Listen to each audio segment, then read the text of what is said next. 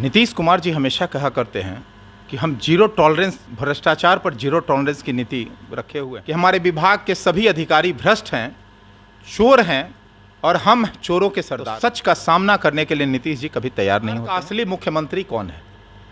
बिहार को फिसड्डी राज्य बनाने का अगर किसी को थोड़ा भी श्रेय जाता है तो पूरा नीतीश कुमार। सुधाकर जी के इस साहसिक कदम का हम लोग भी स्वागत करते हैं।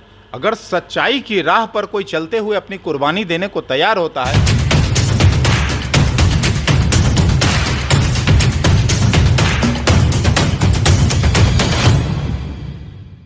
बिहार के राजनीति में एक हलचल आज तब मच गई जब नीतीश कैबिनेट से कृषि मंत्री सुधाकर सिंह जब इस्तीफा दे दिए। तब से लेकर के हम यह कह सकते हैं कि बिहार राजनीति में एक आरोप प्रत्यारोप का, एक दूसरे पर छींटाकशी का माहौल बना हुआ है।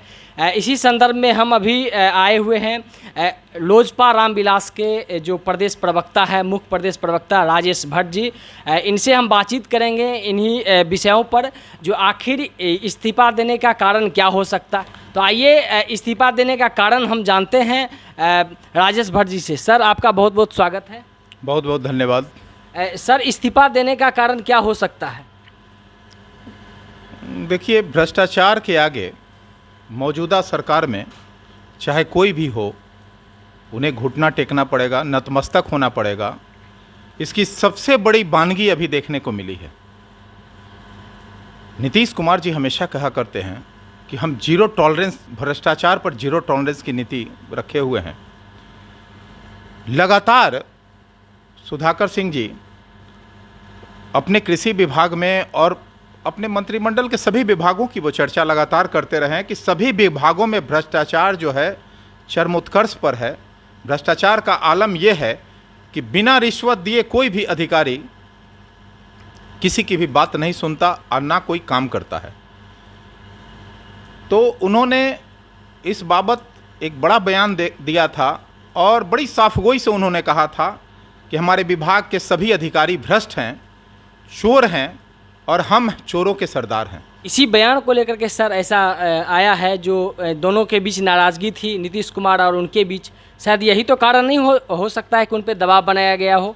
देखिए, जब कोई नीतीश कुमार जी को आईना दिखाता है, जब कोई सच कहता है, तो सच का सामना करने के लिए नीतीश जी कभी तैयार नहीं होते हैं और ना वो उस परिस्थिति में है।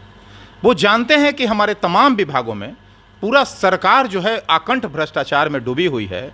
यही कारण है कि हमारे पार्टी के राष्ट्रीय अध्यक्ष आदरणीय श्री चिराग पासवान जी लगातार भ्रष्टाचार को लेकर नीतीश कुमार जी को घेरते रहते हैं, आईना दिखाते रहते हैं, सच से अवगत कराते रहते हैं, लेकिन उसे वो विरोध स्वरूप लेते हैं। दुर्भाग्य है, जब कोई आईना दिखाता हो, जब कोई सच बोलने की ताकत रखता हो, तो नीतीश कुमार जी को उस बात पे यकीन नहीं होता और वो सच सुनने के लिए तैयार नहीं होते। यही कारण है कि आज उनके भ्रष्टाचार पर जो जीरो टॉलरेंस की नीति का बखान करते नहीं थकते, आज उसकी पूरी तरह से कलई खुल गई है। पूरा तरह से मौजूदा सरकार और मंत्रिमंडल में व्याप्त भ्रष्टाचार का लगभग पोल खुल गया है। भ्रष्टाचारियों का जो जमीन इतनी गहरी है कि मंत्रियों को इस्तीफा देना पड़े। भ्रष्टाचारी जीतते हैं, मंत्री हारते हैं। इस बात का एक ज्वलंत जो है उदाहरण देखने को मिला है। सुधाकर सिंह जी का इस्तीफा कई मायनों में बेहद खास है। कई चीज़ों की उन्होंने कलई खोल कर रख दिया है। एक बात और भी मैं कहना चाहता हूं कि सुधाकर सिंह जी ने अपने इस्तीफे को भी अपने पार्टी के नेता श्री तेजस्वी यादव जी को दिया है, जबकि वो उप मुख्यमंत्री हैं। तो यह बात स्पष्ट हो जाता है कि बिहार का असली मुख्यमंत्री कौन है। आप समझ सकते हैं कि एक मंत्री का इस्तीफा खासकर मुख्यमंत्री को जाना चाहिए था, वहीं उन्होंने अपने दल के नेता और उप मुख्यमंत्री जी को दिया है। तो इस बात से यह भी स्पष्ट हो जाता है कि नीतीश कुमार जी असल में इस मंत्रिमंडल में मुख्यमंत्री का कार्य नहीं देख रहे हैं। उनकी तो सर तैयारी प्रधानमंत्री बनने की चल रही है, इस पर क्या कहेंगे? नहीं, जो मुख्यमंत्री बढ़िया नहीं हो सका, जिसने अपने मुख्यमंत्रित्व काल में विगत 17 वर्षों में, मैं बहुत गंभीरता से यह बात कहना चाहता हूं कि बिहार को फिसड्डी राज्य बनाने का अगर किसी को थोड़ा भी श्रेय जाता है तो पूरा पूरा नीतीश कुमार पे तय होना चाहिए जिम्मेवारी।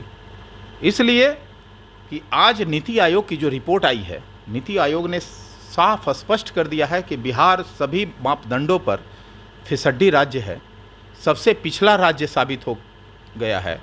नीतीश कुमार जी चाहे जो भी कर लें, देख लीजिए तमाम विभागों में घोटाले अगर जांच करा दी जाए तो मैं समझता हूं कि तमाम विभागों में एक बड़ा बड़ा घोटाला देखने को मिलेगा।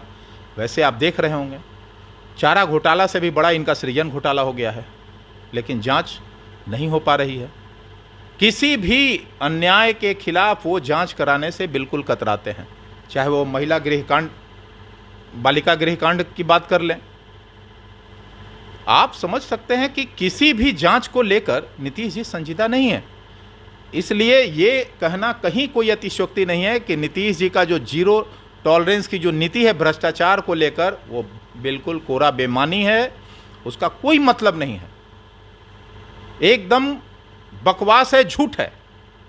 सुधाकर सिंह इस्तीफा दिए तो उनके जो पिताजी हैं आरजेडी के प्रवक्ता जगदानंद सिंह जी, उनका बयान आया है कि बलिदान देना पड़ता है। सर इसका मतलब क्या हो सकता है? नहीं, सुधाकर जी के इस साहसिक कदम का हम लोग भी स्वागत करते हैं।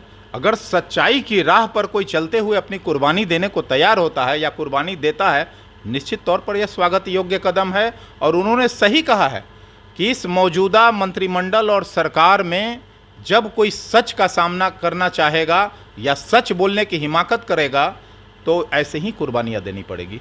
सर कुछ दिन पहले एक आरजेडी नेता का बयान आया था, आरजेडी के एक लीडर ने बयान दिया था कि नीतीश कुमार के उत्तराधिकारी तेजस्वी यादव हैं।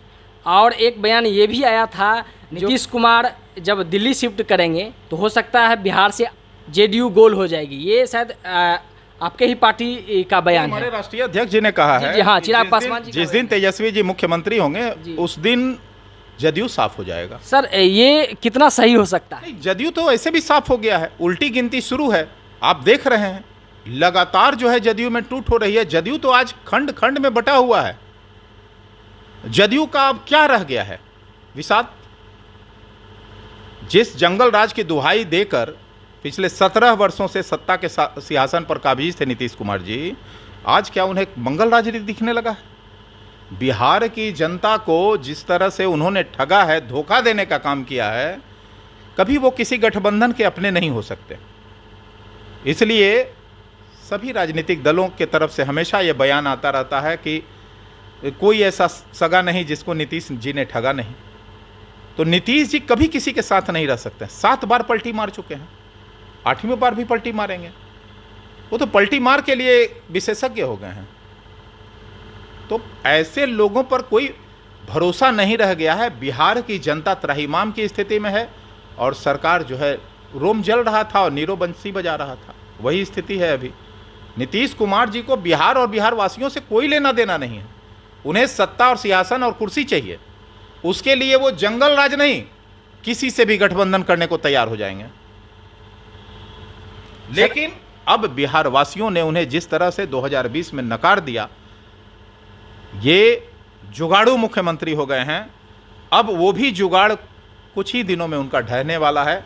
मैं यकीन के साथ कहना चाहता हूं कि जिस तरह से रस्साकसी की स्थिति महागठबंधन के आपसी घटक दलों में है, आने वाले दिनों में ये भी एक जो है उसी भूकंप का एक छोटा सा प्रकटीकरण है। सर अब आगामी जो विधानसभा चुनाव होगी, आगे जो विधानसभा चुनाव होने वाला है, उसका तैयारी आरजेडी और जेडीयू दोनों मिलकर कर रहे हैं। लोजपा रामविलास वो सभी सीट पे बिहार में लड़ेंगे या सिर्फ बीजेपी के साथ गठबंधन के साथ लड़ेंगे?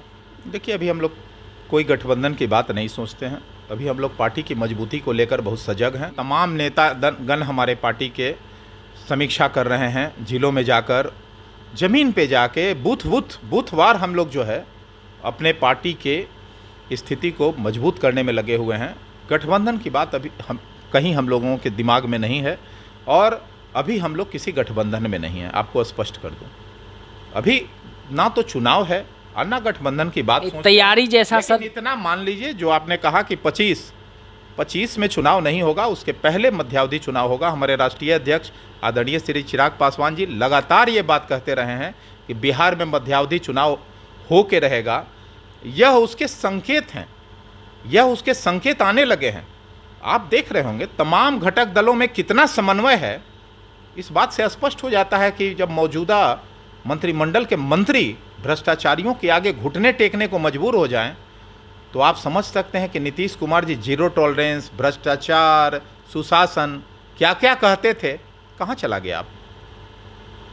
देखिए, आने वाला दिन नीतीश कुमार जी को माफ़ नहीं करेगी बिहार की जनता पैनी नज़र बनाई हुई है।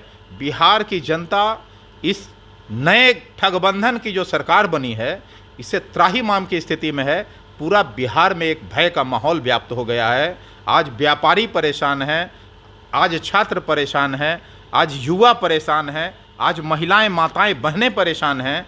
आए दिन देख रहे हैं दुष्कर्म की घटनाएं घटती हैं, आए दिन छेड़खानी की घटनाएं घटती हैं, आए दिन देख रहे हैं कि माफियाओं द्वारा खुलेआम दिन दहाड़े गोलियां मिट करते हैं नीतीश कुमार जी। और उस समय सबको भरोसा दिलाते हैं कि मैं आपकी सुरक्षा देने का पूरा दायित्व जो है महसूस कर रहा हूँ, दायित्व जिम्मेवारी सरकार तय करेगी। और उसी समय सरेआम दिन दहाड़े तड़ातड़ गोलियां चलती हैं शराब ये बालू माफियाओं द्वारा।